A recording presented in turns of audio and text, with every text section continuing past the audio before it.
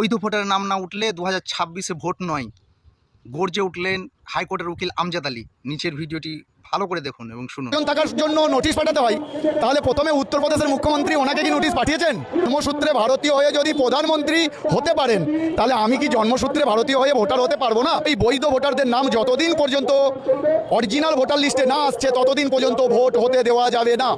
ভারতবর্ষের election commissioner উনি মনে করছেন যে আমার বিরুদ্ধে কোনো আইনত ব্যবস্থা হবে না, কোর্টে কমপ্লেন হবে না, কোনো এগেনস্টে কোনো কথা হবে না, সুতরাং আমি যা খুশি তাই করব। নির্বাচন কমিশনার প্রথমে যেটা বলেছিলেন যে 2002-এর ভোটার লিস্টে যাদের নাম থাকবে বা যাদের বাবা মায়েদের নাম থাকবে, তাদের আত্মীয়দের নাম থাকবে, তাদের কিন্তু আর ওই নথি দেখাতে হবে না। আমি বুঝতে পারছি না কোন চাবি দিয়ে ওনাকে ঘুরিয়ে দেওয়া হলো। উনি 90 ডিগ্রি অ্যাঙ্গেলে ঘুরে গেলেন।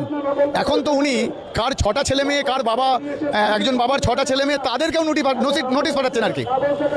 দ্বিতীয় কথা হচ্ছে আমাদের ইলেকশন কমিশনার উনি কখন কি বলছেন, কখন কেমন বদলাচ্ছেন কি বোঝা যাচ্ছে না। আচ্ছা, যদি পরিবারে 6 জন থাকার জন্য নোটিশ পাঠাতে হয়, তাহলে প্রথমে উত্তরপ্রদেশের মুখ্যমন্ত্রী ওনাকে কি নোটিশ পাঠিয়েছেন? ওনার কিন্তু 7 ভাই বোন, তাহলে সেটা সর্বজনীন করুক।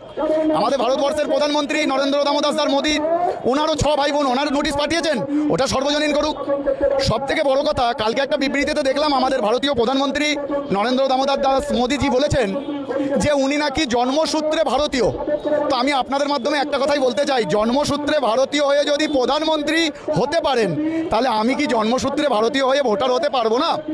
সুতরাং আমাদের একটাই দাবি, স্পষ্ট দাবি, এই যে খসড়া তালিকায় যত ভোটারের নাম ছিল, ওই বৈধ ভোটারদের নাম যতদিন পর্যন্ত অরিজিনাল ভোটার লিস্টে না আসছে ততদিন পর্যন্ত ভোট হতে দেওয়া যাবে না, কারণ এটা সম্পূর্ণ একটা চক্রান্ত।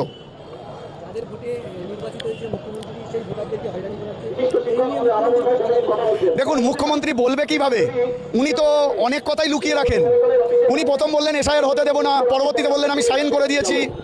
যেমন ওয়াকআপ নিয়ে বললেন ওয়াকআপ এখানে লাগু হবে না, পরবর্তীতে বললেন ওয়াকআপ উমিদ পোর্টালে লোড করুন। সুতরাং বর্তমানে বোঝা যাচ্ছে যে আমাদের ভারতবর্ষে একবার যদি কেউ গদি পেয়ে যায়, তো গদিকে দুমড়ে মুচড়ে কীভাবে ব্যবহার করতে হয় সেটা তারা করছেন।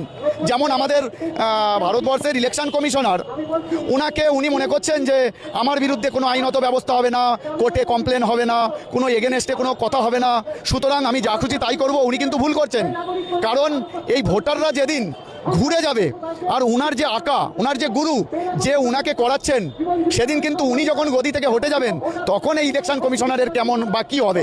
সুতরাং উনি একজন নিরপেক্ষভাবে, সংস্থার মানুষ, নিরপেক্ষভাবে ওনার কাজ করা দরকার। যারা প্রকৃত বৈধ ভোটার তাদের ইজিলি এবং সুন্দরভাবে ভোটার লিস্টে নাম তুলে দিয়ে ভোট করানো